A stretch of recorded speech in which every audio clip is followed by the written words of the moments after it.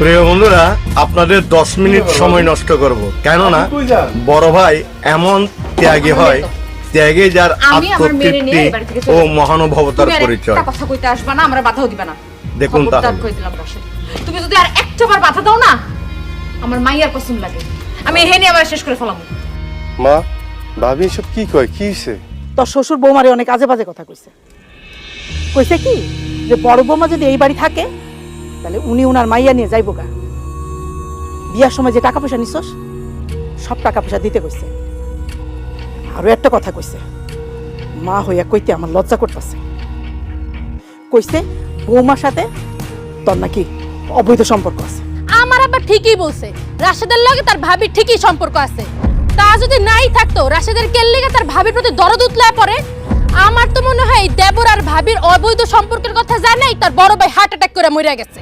আল্লাহর দোহাই লাগে আশা, এত নোংরা কথা আর কইও না। রাশেদ আর আমার মধ্যে কোনো সম্পর্ক নাই। রাশেদ আমার ছোট ভাইয়ের মতো। দুনিয়াতে দেবর ভাবি নাই নাকি তোমরাই খালি দেবর ভাবি? হ্যাঁ, এই বড় ভাই কারো থাকে না? বড় ভাই কারো মারা যায় না? আজকাল তো বড় ভাই মরে গেলে দেবররা ভাবির দিকে তাকাই দেখে না। হ্যাঁ, এই রাশেদ তোমার জন্য এত পাগল কেন? আর তোমার মেয়ের জন্য তো উতলা কেন? কারণটা কি? কয়টা কারণ আপনি জানতে চান? আমার বয়স যখন 6 বছর তখন আব্বা মারা যায়। ভাইয়ার বয়স তখন 12। ওই বয়সী ভাই আমার আব্বার অভাব বুঝতে দেয় নাই। ভাইয়া কিন্তু আমার তো অনেক বেশি মেধাবী ছাত্র ছিল, কিন্তু হতদরিদ্র পরিবারের দুইজন তো একসাথে পড়ালেখা করা যাবে না। কাউরে না কাউরে তো পরিবারের দায়িত্ব কাঁধে তুলে নিতে হইব। সেই দায়িত্বটা কাঁধে তুলে নিছিল আমার ভাই, আর আমার কাঁধে তুলে দিছিল পড়ালেখার দায়িত্বটা। তো ভাইয়া তো ওই ছোট্ট বয়সী মানুষের খেতে খামারে কাজ করা শুরু করলো, আর আমি ফুলবাবু এই স্কুলে যাই। এইভাবেই চলতেছিল আমগো দিন। যখন আমার মেট্রিক পরীক্ষার সময় হইলো তখন ভাইয়া ভীষণ অসুখে পড়লো। হায় রে জ্বর, হায় রে বমি, ঘরে ঠিক মতো ভাত নাই। আমার ফর্ম ফিল আপের টাকা আইব কোত্থেকে? ভাইয়া এটা টের পাইলো। ভাইয়া আমার কইলো টেনশন করিস না, আমি আছি না। ঠিকই পরের দিন ভাইয়া আমার হাতে ফর্ম ফিল আপের টাকাটা তুলে দিল। আমি তো ফর্ম ফিল আপ করলাম, কিন্তু সন্ধ্যা না হইতেই আমি টের পাইলাম ভাইয়ার খুব শখের টর্চ লাইটটা ভাইয়ের হাতে নাই। আমি বাইরে কইলাম, ভাইয়া লাইটটা যে বিক্রি করে দিলা, অন্ধকারে আলো পাইবা কই? ভাইয়া আমার কইল, আরে তুই টর্চ লাইটের আলো নিয়ে চিন্তা করস? আমি তো স্বপ্ন দেখি আমার ছোট ভাই এমন ভাবে আলোকিত হইব একদিন, যেই আলোয় আমগো অভাব দূর হয়ে যাইব, আমগো গ্রাম, আমগো সমাজ তথা আমগো দেশ আলোকিত হইব। আমার মধ্যেও জিদ চাইপা বসলো, যে কোনো মূল্যে ভাইয়ের এই আশা পূরণ করবো। আমিও দিন রাত পড়ালেখা করলাম, দেশের সর্বোচ্চ বিশ্ববিদ্যালয়ে পড়ালেখা করলাম, কিন্তু যখন মাস্টার্স পরীক্ষা দিমু তখন দেখি আমার শরীর আমার কথা শুনতেছে না। ডাক্তারের কাছে গেলাম, ডাক্তার আমার জানাই দিল যে আমার 2টা কিডনি ড্যামেজ। আমার কিডনি আর কাজ করতেছে না। চোখে মুখে আমি অন্ধকার দেখা শুরু করলাম, কিন্তু হতাশ হইলাম না, কারণ জানি যে আশা দেখানোর মতো একজন তো এখনো বাইসা আছে। আমি বাইরে জানাইলাম, ভাইয়া আমার কাছে ছুটে গেল। ভাইয়া আমার তার মাথায় হাত রেখে শপথ করাইলো যে খবরদার এই কথা দুনিয়ার কাউরে কইতে পারবি না, এমনকি তোর ভাবিরও না, মারেও না, তারা কষ্ট পাইব। আমি সেই দিন দেখলাম একটা পুরুষ মানুষ কেমনে কান্না করতে পারে।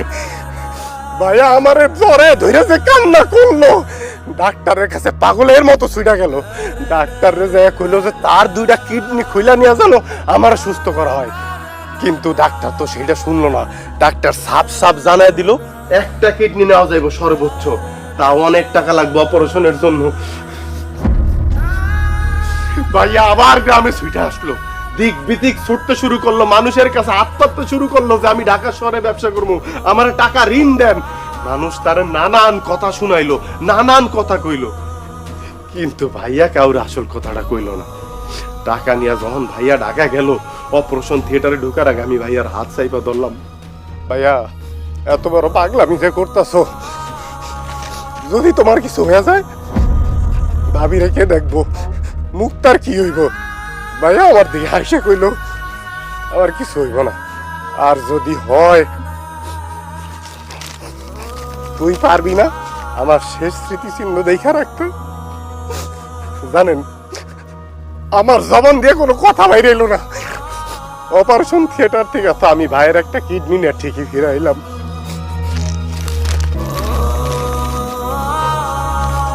কিন্তু সারা জীবন অমানবিক পরিশ্রম করা হাড় ভাঙা পরিশ্রম করা ওই ক্লান্ত শরীর নিয়ে ভাইয়া আর ফিরাইলো না, ফিরাইলো ভাইয়া লাশ। এখন আপনারা কন ওই ভাবির জন্য, ওই বাস্তির জন্য আমার কি করা উচিত? আমার উচিত না ভাইয়ের কবরের সামনে যায় কোয়া যে ভাইয়া তুমি কবর থেকে উঠে আসো? ওই কবরে তো তোমার থাকার কথা না, ওই কবরে তো আমার থাকার কথা। তোমার তো এই দুনিয়ায় তোমার বউ সন্তান নিয়ে শান্তিতে বসবাস করার কথা। বলেন এই কথা আমার করার কথা না? আরে বাংলাদেশের প্রত্যেকটা ঘরে এইরকম একটা করে ভাই থাকে যারা সারা জীবন পরিবারের প্রত্যেকটা সদস্যের জন্য কোনো কিছু চিন্তা না কইরাই কুলুর বলদের মতো কইরা যায়। তাদের ঋণ শোধ করার মতো ক্ষমতা বাংলার জমিনে এমন কোন মার সন্তান জন্মায় নাই যে শোধ করব। যেমন আমি পারি নাই, আমি পারি নাই আমার ভাইয়ের ঋণ শোধ করতে, আমি পারি নাই।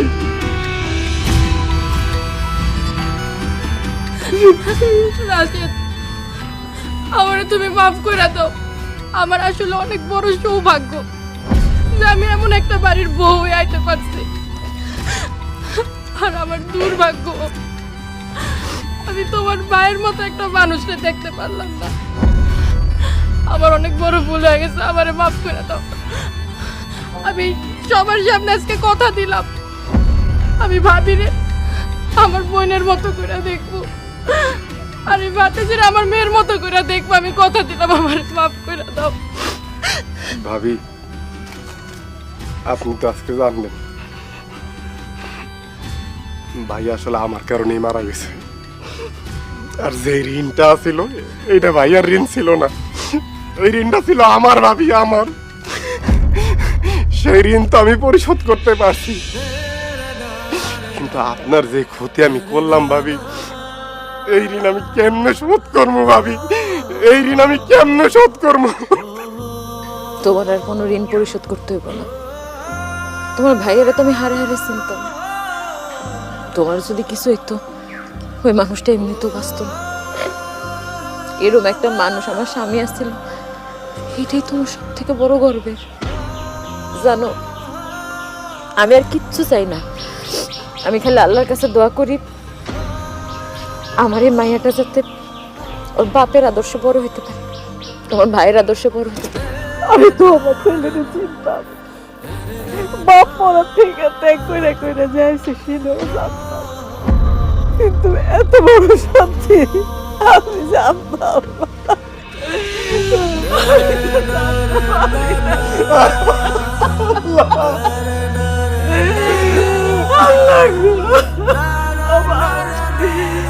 তুই তোর ভাইয়ের লেগে দোয়া কর। এই দুনিয়াতে তো মেলা কষ্ট পাইয়া গেছে, ওই দুনিয়া জান্নাত লাভ করে। আর কি করে না